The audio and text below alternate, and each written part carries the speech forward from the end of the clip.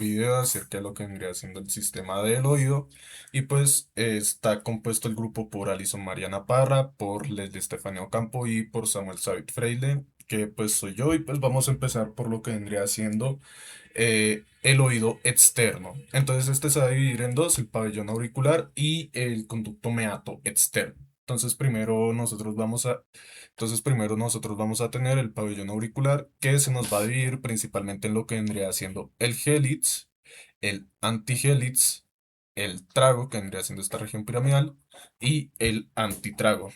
A su vez esto se nos va a dividir en lo que vendría siendo la fosa triangular, el canal del hélix o la escafa y lo que vendría siendo el lóbulo. Hay que entender en general que esta parte del pabellón auricular externo y en general el conducto meato externo está compuesto por lo que vendría siendo cartílago. Este cartílago, pues en el conducto, en el pabellón auricular externo se nos va a dividir en lo que vendría siendo la parte más extrínseca y la parte más intrínseca. Este cartílago en sí se nos va a dividir, va a ser especialmente clasificado en lo que vendría siendo cartílago auricular. Entonces, bien, ahora vamos a seguir por lo que vendría siendo músculos, arterias y la inervación de tipo nerviosa. Entonces, primero vamos a empezar por las arterias, que principalmente nosotros tenemos la arteria auricular posterior y la arteria auricular anterior. Principalmente lo importante acerca de esta auricular anterior es que esta va a provenir de lo que vendría siendo la arteria carotidia externa y también va a provenir de la arteria temporal auricular. Entonces ya con esto también hay que entender de que tenemos una parte que es la inervación nerviosa. Principalmente esta parte de acá, de mitad del hélix, por donde yo estoy redondeando acá, va a ser inervada por lo que vendría siendo el nervio trigémino. Esta parte un poquito más de afuera que yo estoy señalando va a ser inervada por lo que vendría siendo el plexo cervical o el nervio auricular mayor. Y esta parte un poquito más interna de acá vendría siendo inervada por lo que vendría siendo el nervio facial. Ahora bien, también hay que tener en cuenta que en la parte del conducto meato externo, que ya vendría siendo el canalcito, este también va a ser inervado por el nervio trigémino. Ok, entonces ahora siguiendo con lo que vendrían siendo los músculos, primero nosotros tendríamos el músculo auricular superior, que pues ahí se nos está mencionando, voy a tratar de no presionarlos para temas de el video. Luego nosotros tenemos el músculo auricular anterior que vendría siendo esta acá adelante y el músculo mayor del hélix, que es como la parte más prominente de este mismo hélix. Ahora bien, nosotros también vamos a tener los músculos auriculares posteriores que luego se van a unir en este. También nosotros vamos a tener el músculo transverso, que no sé si se logra observar por acá, el músculo transverso de la oreja. Y también por último nosotros vamos a tener estos músculos que van a estar más escondidos, que vendrían siendo los músculos oblicuos de la oreja y el músculo transverso de la oreja, que pues nos van a inervar estas partes de acá. Y bien, ahora por último vamos a examinar lo que vendrían siendo el conducto meato externo. Pues primero tenemos de que estos se van a dividir en tres partecitas, la parte más lateral, la parte más medial y la parte más interna. Esto más que nada vendría siendo como una sectorización del conducto meato externo. Ahora bien, nosotros tenemos de que este va a estar compuesto de cartílago en general, que nos va a vivir también en estas zonas, a pesar de que la imagen no lo muestra. Vamos a tener también grasa y en especial lo que nosotros vamos a tener dividiéndonos, los que vendría siendo los huesos, primero nosotros tenemos la región mastoidea, que vendría siendo esta parte de acá abajo, y la región temporal petrosa del hueso, que vendría siendo esta región más de arriba. Como nosotros tenemos aquí también, ahí. Aquí también vamos a ver lo que vendría siendo un poquito más cómo entra esta parte de afuera para la parte de adentro y pues acá nosotros vamos a encontrar un poquito más los músculos, que en sí no es una región que sea tan prominente en todo esto. Después de que mi compañero explicó el oído externo, ahora voy a continuar yo con el oído medio. El oído medio se encuentra dentro de la porción petrosa del hueso temporal y es un espacio lleno de aire que se encuentra entre el oído externo y el oído interno. Su función principal es transmitir las vibraciones de la membrana timpánica hacia el oído interno. Para hacerlo, cuenta con una cadena formada por tres pequeños huesillos, el martillo, el yunque y el estribo, de los que hablaremos más tarde. Además, el oído medio también participa en la regulación de la presión gracias a la trompa auditiva. y cuenta con unos músculos para controlar los movimientos de los huesillos. Entonces, la estructura principal del oído medio es la cavidad timpánica. Es una cavidad irregular, llena de aire y revestida por mucosa que se encuentra dentro del hueso temporal. Podemos reconocer diferentes regiones. La parte central corresponde a la cavidad timpánica propiamente dicha y por encima de ella encontramos el receso epitimpánico, donde se encuentra principalmente la cabeza del martillo y el cuerpo del yunque. Para comprender mejor sus relaciones podemos estudiar la cavidad timpánica a partir de sus diferentes paredes. La pared lateral. Vamos a empezar por esta. Está formada principalmente por la membrana timpánica, que separa el oído medio del conducto auditivo externo.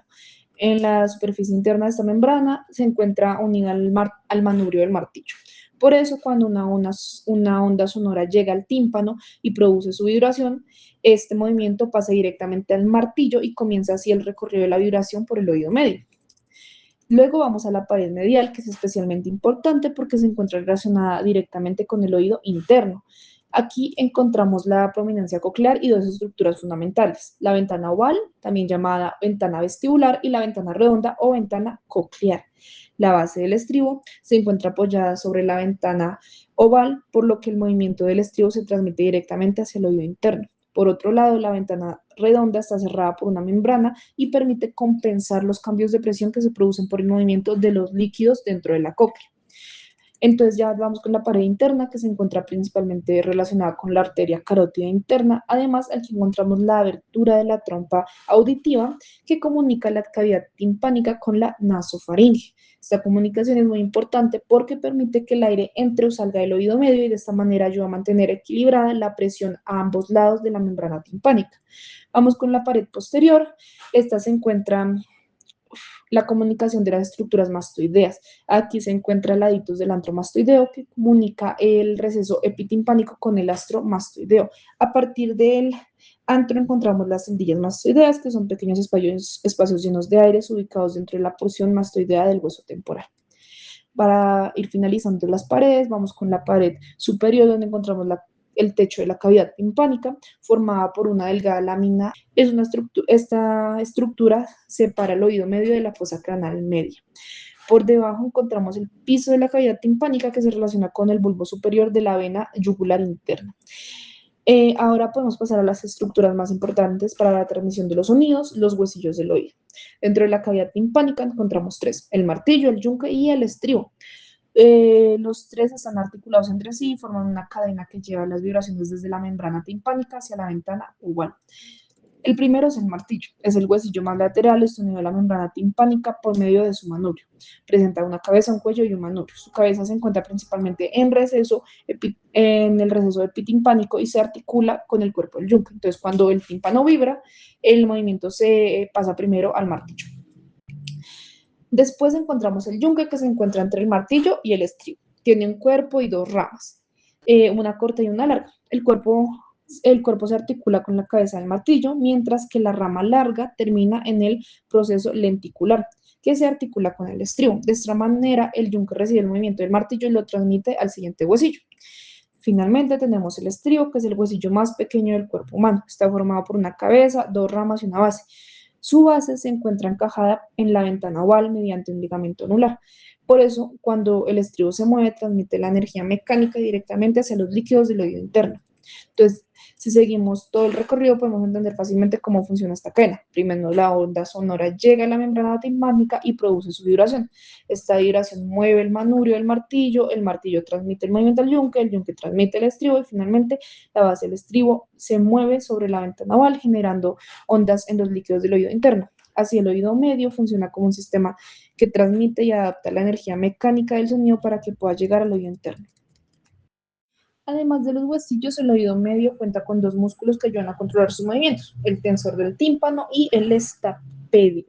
El tensor del tímpano está relacionado con el martillo. Su tendón se inserta en el manubrio y cuando se contrae aumenta la tensión de la membrana timpánica y disminuye la amplitud de sus vibraciones. Está inervado por el nervio mandibular, que corresponde a la tercera división del nervio trigémino.